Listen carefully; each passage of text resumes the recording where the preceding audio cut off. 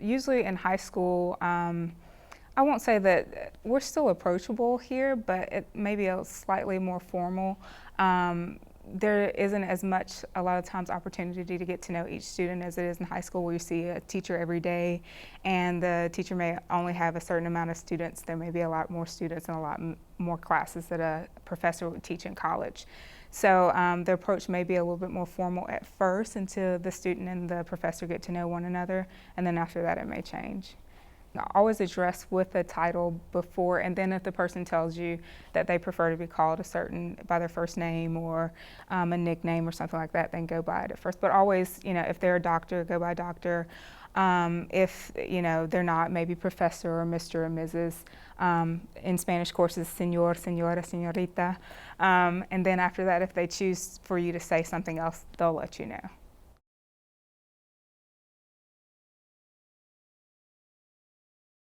Usually by raising their hand and asking questions. Each professor has different policies and procedures that they do in their classroom. So there, may be a different method for a professor. They may not want you to interrupt a lecture. It just depends on that person. But usually, like classrooms in high school, you raise your hand, or if you're having a discussion, you may be able to just interject, or if you need to, sometimes, maybe writing on the board, a student can say, "Excuse me, could you stop for a second? Can I ask you a question?" I'm okay with that. So even vocalizing, if the professor can't see you, raise your hand.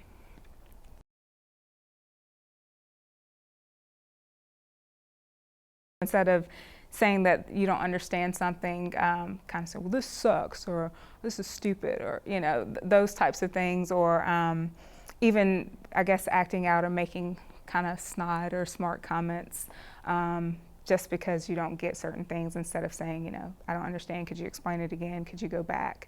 Those are ways that are inappropriate.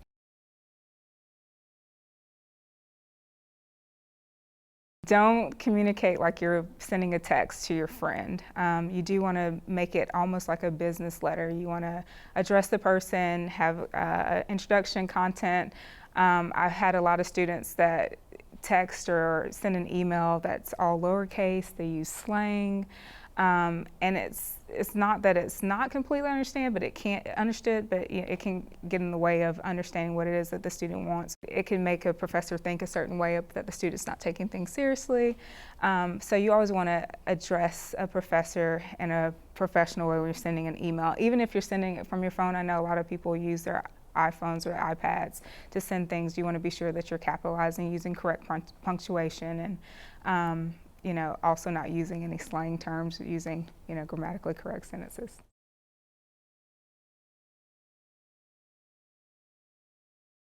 Office hours are a time set aside.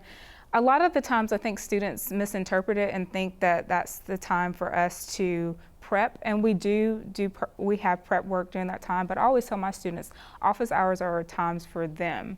And so if you need extra help, if you need to discuss a problem, if you're having a certain personal situation that you need to discuss privately, that's a good time to go see your professor. It is time for the students to be able to access their professors.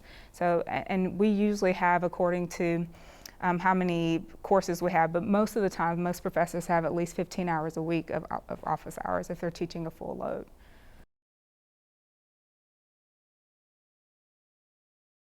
The top reason you want class to go smoothly, you want it to be an enjoyable experience, but a lot of the times too, you'll end up having to work with other students on group projects, or just partnering in class to complete certain assignments.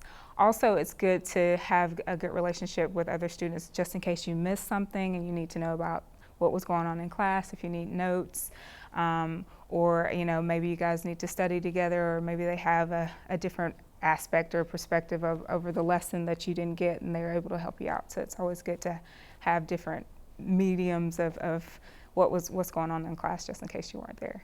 There are certain times where a lecture involves a discussion, and it's an open discussion. It's not formal where they have to raise their hand or get the attention of the professor. But I guess general rules would be to let that person finish what it is that they have to say, be respectful. Make sure that your tone of voice is appropriate, not that you're not yelling things. It's okay. Actually, we like for students to question things and disagree. This is an area for students to learn and be open. And so we do want students to think about things, and if they disagree, to be able to express those. But just showing respect and using tone of voice. Now, if it's something where a student asked a question or made a statement and it's not an open discussion, then you may want to wait and raise your hand and see if you can add to it. If there's enough time. But a lot of the times, like I said, there's a lot of procedures that are in place beforehand that professors set up so that you can have that environment and everyone can show respect to each other's opinions. I guess in communicating, it's always good to read body language, to kind of see how the person's feeling, how they're reacting to you. And sometimes that can tell you if your tone of voice is too much or if you're too close or that sort of thing. So that's important as well. A lot of times people don't talk about the nonverbal things that go on, but you have to be cognizant of that as well.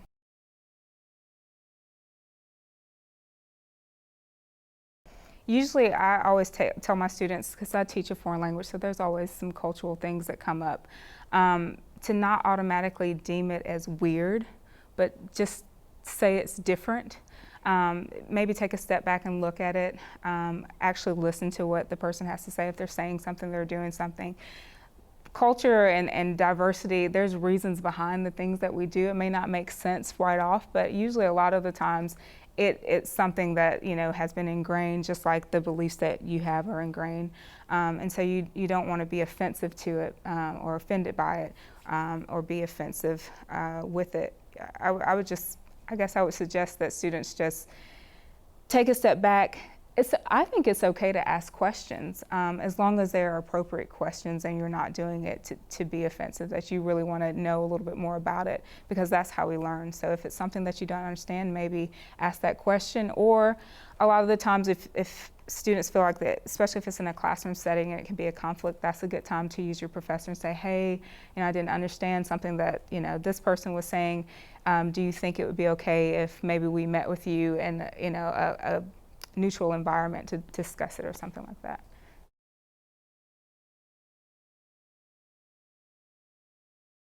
A lot of the times there will be conflict that will arise with group projects and group work, just because of workload and that sort of thing. I think one of the main things to do is to be proactive and to actually have a plan about who's doing what, and what is the expectation of the group. A lot of times that can alleviate some of the problems that will go on later. But if there's conflict later,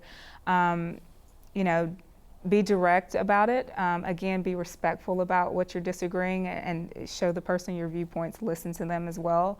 And then again, if it escalates and it's not being able to be resolved, you can't resolve it within the group, then that's a good time to take it to your professor and see if there's some things that they may be able to help with or some ideas that will be able to solve the problem. You don't want to be rude. Of course, you don't want to use offensive language or curse words or things like that. And you don't want to jump to conclusions. You do want to hear that person's side and then make some decisions about it after. And then also not being prepared. You want to be sure that you have preparation. So if you're not prepared to do things and you just have an expectation but it hasn't been said and the person doesn't know it, then what are they supposed to do with that if you think they're supposed to do something but it wasn't stated? So actually being prepared to get the job done is helpful as well.